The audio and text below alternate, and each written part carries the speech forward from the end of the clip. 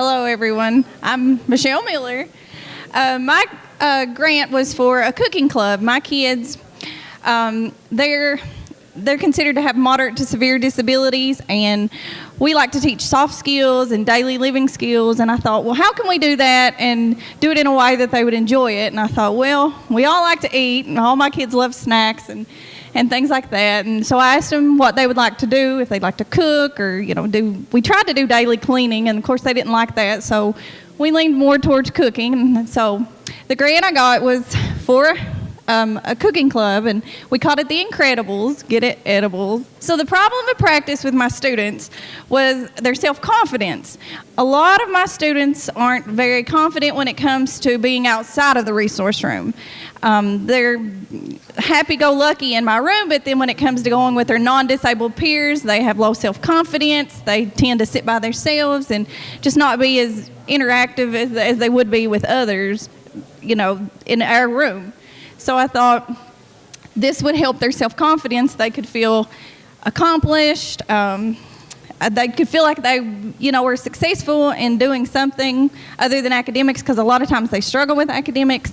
A lot of my students will say, I can't do that, Miss Miller. I just can't do that. And I'm like, you can do anything if you try hard enough. So that was my problem for practice, was their self-confidence. And I thought, how am I going to gauge self-confidence? I don't understand how we could possibly do that. But so I thought what might work would be, the cooking club to build the confidence.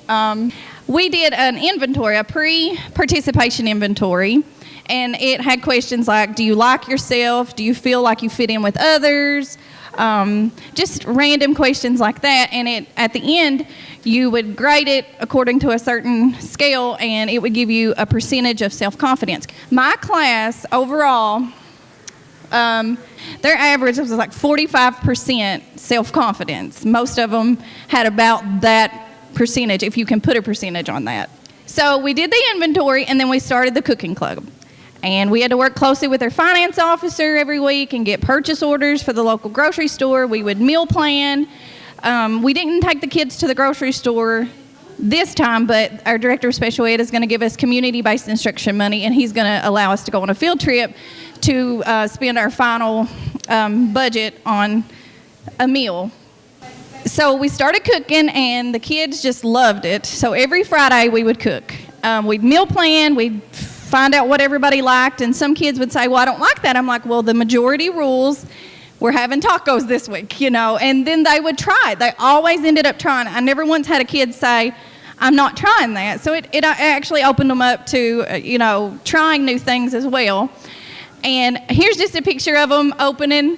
When we got the cookware, and we have a toaster oven and a microwave, and my room has a sink and a full-size refrigerator.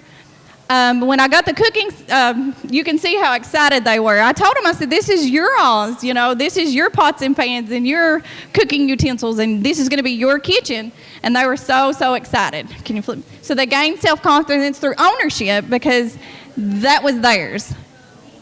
And then meal creation. They got to be creative. We made, this is our Thanksgiving dinner. We, of course, didn't do a turkey. We did cheat and get a rotisserie that day. But we made side meals, or side items, and they just got to pick things that they wanted. And we did ice cream sundaes, and they'd get to pick different items. So they gained self-confidence through meal creation. And task completion. A lot of them felt so important that I let them put the oven mitt on and open the oven and carefully remove things, or that I let them chop, of course with a not very sharp knife, but they just felt so important and just so accomplished that they're creating things and they're completing tasks and they're doing dishes, and maybe they have never done that. And I would always explain things, like wipe the counter when you're done, and we would do, the task would be explained the whole time we were doing it. Okay. And gaining self-confidence through serving others. You might recognize this fella right back on the third row. That's Mr. Hall. And we would always pick several, we couldn't feed everybody in the school, but we would pick several teachers, and we would take them a meal. Or they could come and make their meal. This day we had taco salads, I think, and I think that's what that was. Maybe it was homemade hot dog chili and hot dogs.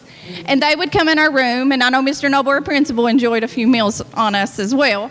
And the kids just loved seeing people come in and make their own food or serve them. We'd even take it to them.